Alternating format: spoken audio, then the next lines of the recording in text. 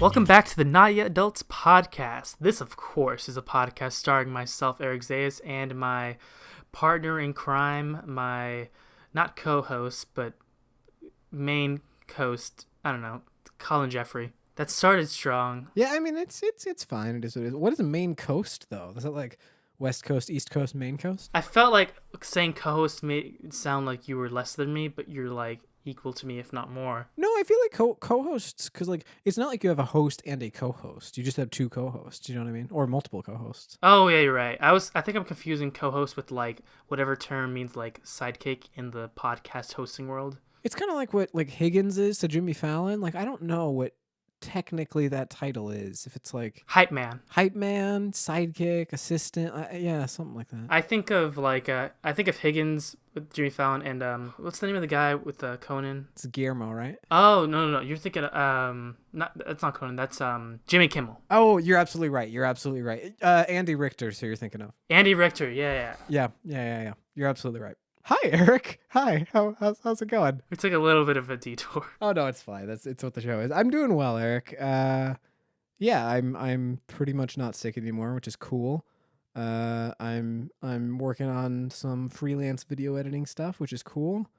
Yeah, my life's like at least for the last few months, has been a perpetual like driving straight on a country road at 55 miles an hour. Like it's not too fast, it's not too slow. It is just one thing, and it's a lot of that one thing. So I don't have a whole lot to report. But what about you, bud? How are things? I mean, it's similar in the sense of like I've been just going to work and coming home.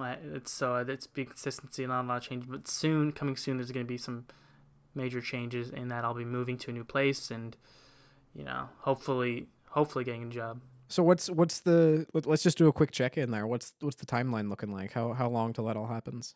Within like a week or so, I'll start like moving out, and then December 1st is like the official first day that like the lease starts. Let us know. Keep us updated in the loop. It's exciting. It's a big stage in your life. Things are moving forward. Speaking of big stages in life, movies aren't on stages. Damn it. Oh, we should talk. That's another thing we could talk about, musicals Or plays or theater. But theaters are an interesting thing.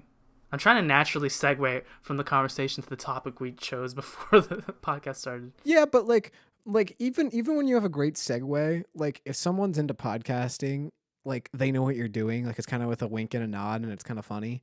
And so if you have a really bad segue, that's just as funny. I feel that works just as well. Like I guess it's like, either do it great or crash and burn, but either way, like commit to it, Like if you're going to crash and burn, that's fine. That's okay.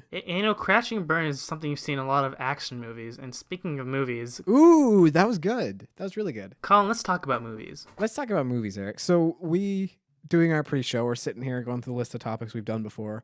And somehow we have not done movies as a topic. We have talked about movies in other topics underneath the like umbrella of those topics, but we haven't sat down and focused specifically on movies like we've done with like something like video games or music, which is just preposterous. It's frankly insane that we haven't done that. It might be illegal that we haven't done it yet. It might be. I think the podcast gods might come down and smite us. I guess it remains to be seen.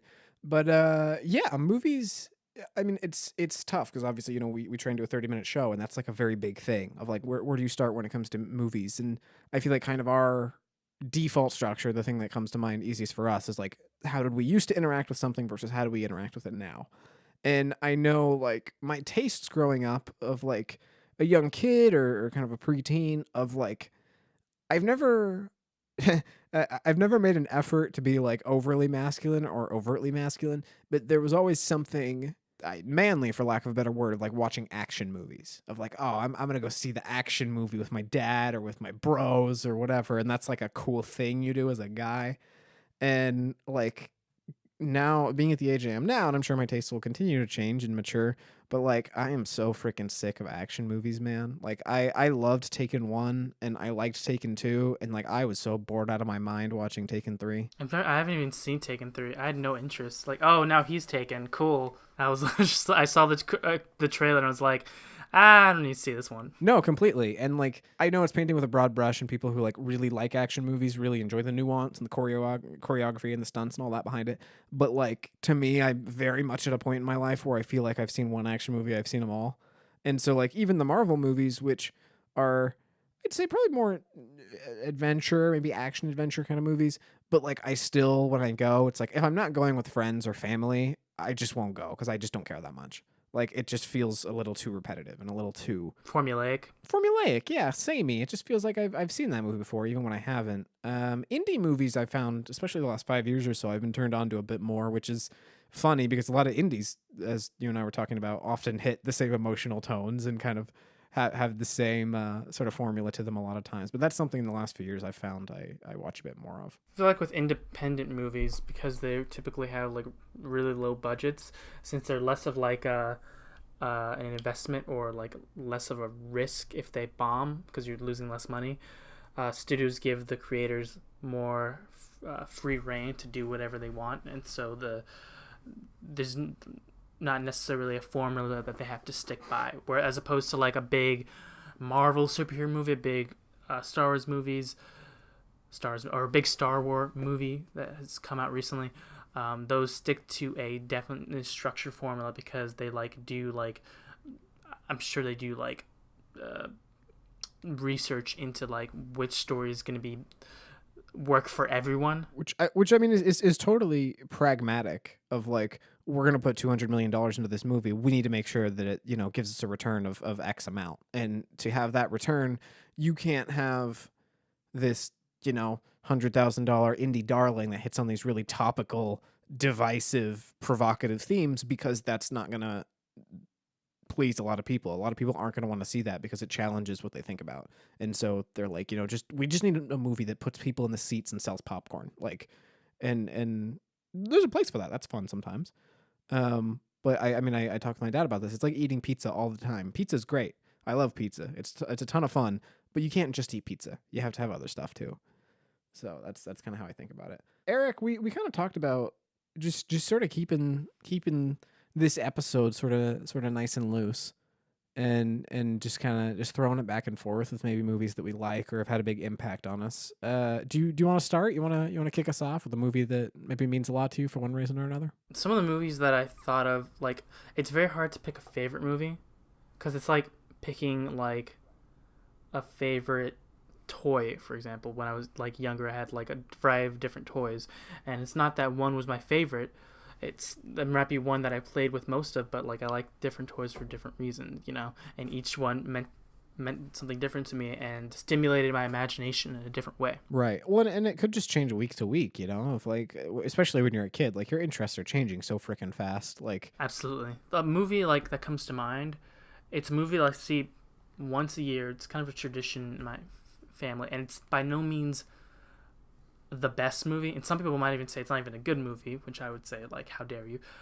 It's A Wonderful Life. It's a Christmas classic, not as overtly Christmas oriented as some other movies that like Santa Claus, where like you're literally in the North Pole and Santa Claus is one of the main characters, or like Elf, which is these are great movies, but those shove Christmas down your throat. Like, It's a Wonderful Life is a Christmas movie, but it's really more about a character's life and how all of the stuff that's gone through his life has led him to this crucial moment that just happens to take place during Christmas. Full disclosure, I actually haven't seen any of the movies you're going to talk about today, which I know is heresy. What? I know, I'm terrible. I have awful taste in movies, but it reminds me just of what you've said there of sort of Die Hard.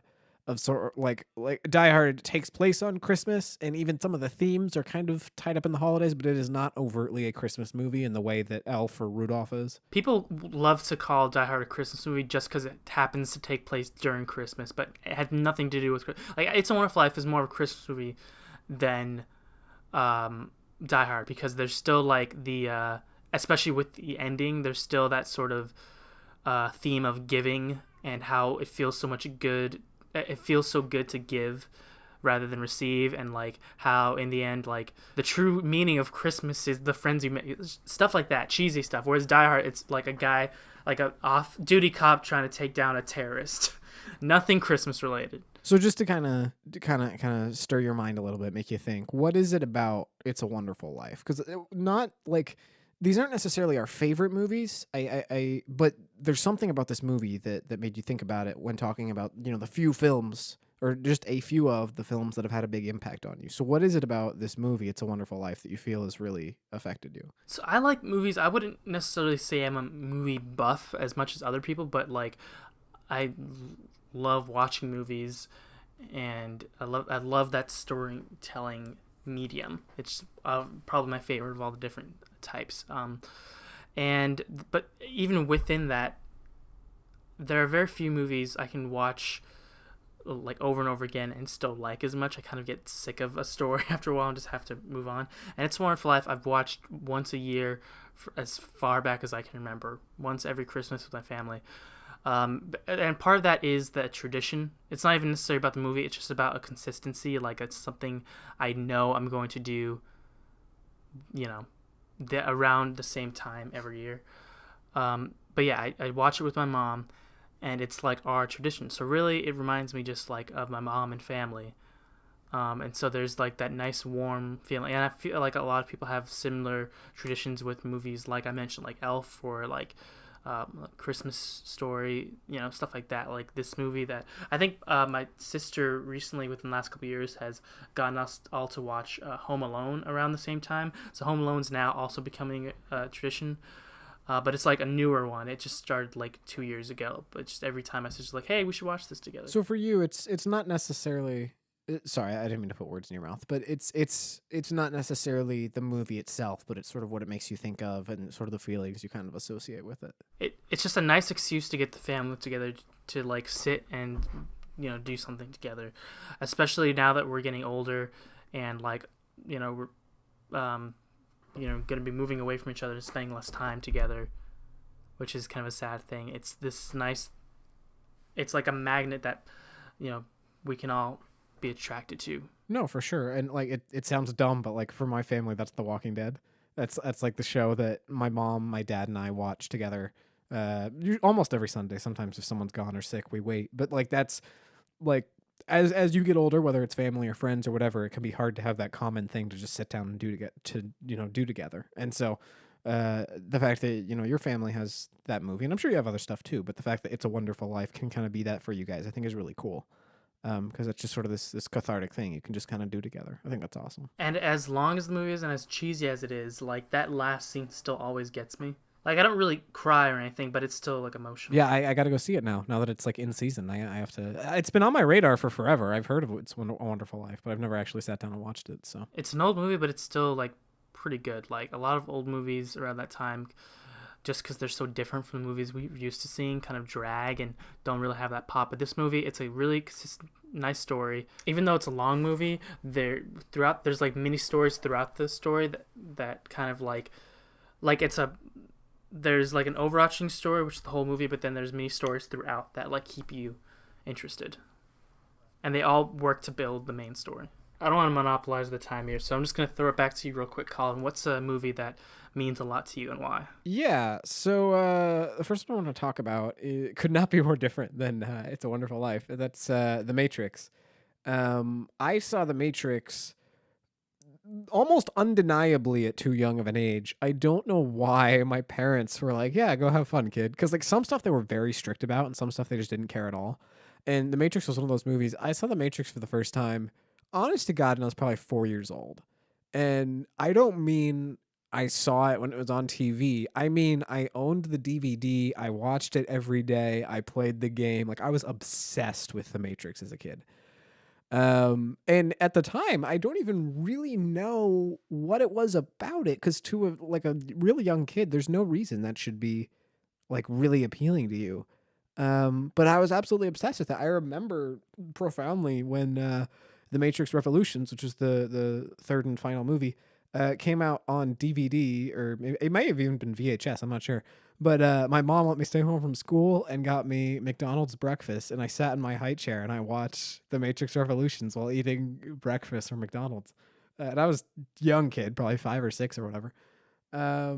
Yeah, I don't know what it is about The Matrix. Looking back on it now, having been involved in production a little bit, knowing a little bit about editing and things like that, I think it's just the style of the movie, especially on the budget they did it on, is just so well done. The way they use color and the way they use action, and it just has this very unique look to it. And sort of how all the scenes that are actually shot in the Matrix have sort of this green tint to them, and there's scenes that are in the real world kind of have this bluish gray tint to them, and that's never addressed. It is just a visual means of telling you the differences between these two worlds. There's other shows that or movies and stuff that do that. Obviously, colors, like everyone uses color in their films, but the way that it's kind of subliminally communicating things to you without hitting you over the head with it, of like the real world scenes have completely different vibes to them than the Matrix scenes. And that's not necessarily, if you're not looking at it real closely, you may not necessarily even understand why. But it's things like that that the movie's doing, that's just really kind of playing with your emotions and sort of doing a really good job at setting the mood. I also think it's just without a doubt one of the most thought-provoking movies of recent memory, of sort of this, idea. Well, what if life is a simulation? How do you know the things you think are real are real? Like why is that more real than, something that could be real to someone else, but that you've never seen? Things like that. A really popular conspiracy theory that I've heard of like a lot recently is simulation theory, which is basically like the Matrix. Like, what if reality was like the Matrix, a simulation, which I don't think would have even existed without the Matrix, like putting the ideas in people's places. And now I'm questioning everything. Now it's a whole just mind blown. You can't even do anything about it. But yeah, so I mean, I hesitated to even put that on my list just because I don't really have anything intelligent to say about it. But it was easily one of the movies that sort of affected, especially early on, how I engaged with entertainment and film and that sort of thing. I haven't watched it in several years. I'd like to go back and watch it now and see kind of how it's changed in my mind. I'd like to say that the special effects and stuff hold up, but I don't know. 20 years is a long time when you think about computers and special effects and filmmaking and all that. That's quite a long time. So, anyways, well, I'll kick it over to you, Eric. What's the next film you want to talk about here today? A movie I really want to talk about. It's called 12 Angry Men. It's another old movie. It came out in 1957, and it's very interesting because it's about, the runtime is about 2 hours, maybe like an hour 45 or something, and it takes place in real time. Like, there's no cuts forward to other scenes. I mean, there are cuts within the scene, but it's not like it's all done in one shot. But it's, the whole movie takes place about these 12 jurors who, this movie starts right after the deliberation of a case, and the jurors are meant to go into a separate room and talk about whether or not a young black man who has been convicted of murder is guilty. And it has to be decided by majority rule, or not majority, what's the term for like everyone agreeing? Unanimous. Unanimous, yes. It has to be a unanimous decision in order for like a legitimate verdict to be decided. And the movie starts with these 12 men, all with just different distinct personalities, going to a room and saying, do we think he's guilty or not? And at first, like, most of the people raise their hand, and then like other people look around and kind of slowly raise their hand because they realize, oh, everyone's saying this thing. And so everyone raises their hand except one person, and he's like, yeah, I don't think he's guilty. And then the rest of the movie is them. It's literally just all in one room. Every minute of real time that happens is a minute in the movie, and like it's the first time I've ever seen a movie like that. Like most movies, there's a scene that takes place like 5 minutes at a time, and then they cut forward, and it's like it could be a new day and a new place. But this one, the content time of the movie matches with the content time of with the real life time of you sitting there watching the movie.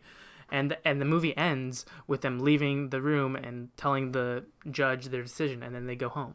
You can't say because it's an audio podcast, but I'm like on the edge of my seat right now. Of like, what's the verdict? What did they decide? Don't tell me. But like, I'm not gonna tell you. I think it's worth seeing. It's also the funny thing is, like, I saw it pretty recently, and the reason I saw it has to do with like school, which is a totally strange reason to see a movie. It was recommended by a comm professor because he said this movie is a great example of how the different forms of rhetoric are used in an argument, like the logos, ethos, pathos, logos being logic-based, ethos being based on credibility, and pathos being an emotional basis for an argument. And so I was like, okay, this will probably be boring, but at least I'll learn something about my discipline. And then I watched it, I was like, that's just a great freaking movie. And so yeah, it was amazing. It was very unique, and yeah. So if you're interested in seeing like a unique movie that's very much about like how um one to like a few hours in one room can be a huge like life changing thing. Like Breaking Bad kind of did that in the sense of like you'll see two men having an argument in a garage, and it'll be like the end of their like those two characters' lives in that one argument. But then like you go outside the garage and you see a kid playing in the cul-de-sac, and you realize like, oh, the rest of the world life is still going on. But for It these two really gives you characters, perspective when exactly. it shows you like I feel like this isn't just true about movies, but I feel like movies in particular, when so much of your life and your attention is dedicated to these very few characters and the things that are happening in their lives, it's so rare for a story to zoom out and remind you there's another world all around this. And it's like whenever we hear about, there's a Game of Thrones spinoff happening or a Star Wars spinoff happening or a Marvel spinoff happening, it's like some of them are good and some of them aren't, but it reminds us that it's not just about the Skywalkers. It's not just about Tony Stark. There's all these things happening around these characters that we love. And when a world actually takes the time, or a movie actually takes the time to zoom out and be like, no, here's what else is going on. It's not just about what you've seen up until now. That's so rare. And I think that's really, really valuable. Yeah, it's. I think that's just an incredible movie, and it definitely is an example of that. But what other movies are you like interested in talking about, Colin? Yeah, I'm actually going to switch my order here on the fly because I feel like one of my movies actually kind of dovetails nicely with kind of what you said about 12 Angry Men, where 12 Angry Men unfolds in real time and sort of it sounds almost not painfully slow, but like you're seeing things one for one. Time is going on, as you perceive it. I want to talk about a movie called Boyhood. And Boyhood has stars, and it's not stars, he's a supporting role, but has Ethan Hawke in it, and I don't remember the name of the young male actor who's the main actor. But the gimmick of this movie, or the selling point, or whatever you want to call it, is this movie took, I think, 13 or 14 years to film, which is, if you know anything about movies, it's an astronomically long time. Typically, you film for maybe anywhere between like 2 and 6 months, and then you maybe edit for a year or whatever, and then your movie's out. And this movie literally took 13 years to shoot. And the reason is they took their main lead, who at the start of production was, I think, maybe a 5-year-old boy, something like that, and they follow him up until he leaves for college. And every year they shot a little bit more footage and, fleshed out a little bit more of the story, and you're literally watching this movie, and I think it's kind of long. I think it's like 2.5 hours, but you're seeing this boy grow up over the course of this 2.5 hours, and it's not like most movies or TV shows where they try and make the kid look a little bit older, and then they get in a new actor or actress, and then suddenly they're the character for the next few years, and you sort of see them age that way, changing from actor to actor. And this, you're actually seeing this boy grow up and deal with school and his parents being separated and, falling in love for the first time and leaving for college and his parents having financial issues and all these things. These things that, in one way or another, we experience as we get older. We've seen this stuff in our lives, some things more than others. But to see that with the same actor, the same portrayal take place over 13 years, there was something so powerful about that to me. And I saw that, I want to say, if not my first Thanksgiving break at PLU, my second. And I stayed at Thanksgiving, or I stayed at PLU both Thanksgiving breaks. I didn't go home. And watching that, it just like broke me, man. It put into perspective so many things, kind of like what you were talking about of, you kind of put up the blinders and focus on this one part of your life or this one part of a story. And then something will happen that will make you think about everything around that. And for me, Boyhood made me think of especially the relationship between parent and child, and how you can kind of get so obsessed with your life and get so obsessed with things as a kid that matter to you. It can be easy to forget not that your parents are thinking about you, because of course they are, but how they're thinking about you and how they're people too. And they don't just exist as your parent. They are their own person and they have their own stories and life and things that have happened that you don't even know about. And that just was so powerful to me. I couldn't tell you if it was directly because of that movie, but I can tell you that right around the time I saw that was when I really, when I went back to visit my folks for holidays and stuff, I was like, let's just have a conversation. Let's just talk as people. And that's had just such a profound effect on my life of, just sitting down with my dad and having a conversation about art or about, I mean, I say politics kind of in jest because everyone gets mad talking about politics, but to have a conversation, not as equals, but as just people and not having necessarily that, well, I'm your parent and you're my kid, so this is what's going to go. Just having a little bit more of a, level conversation. Not necessarily holding back like a lot of parents do because they see their child as a kid. When your kid gets to a certain age, you got to realize they're an adult, and you can talk to them more candidly and talk to them about stuff that you wouldn't have as while they're a kid, more of a kid, or in a way that you wouldn't have because they're a kid. And it's we talked about this before. It's that moment when you realize like, oh, I'm for the most part intellectual on the same level as my parents, and so now we can have conversations that we could never have had.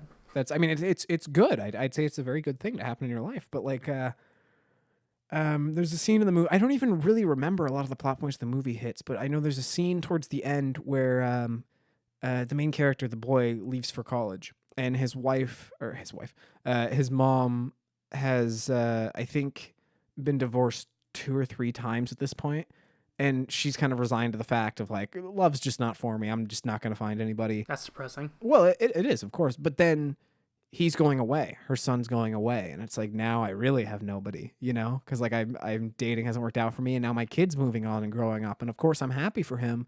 But like as a parent, how hard must that be to nurture a kid and grow them up. And then suddenly they just go away. And of course you're happy for them, but also kind of selfishly, you're like, but it's my kid, And just the way that made me think about my relationship with my parents and all that was just very, very powerful for me. I was just saying, like, can't even imagine how hard that must be, especially someone in that situation who feels alone, and now they're like quite literally alone.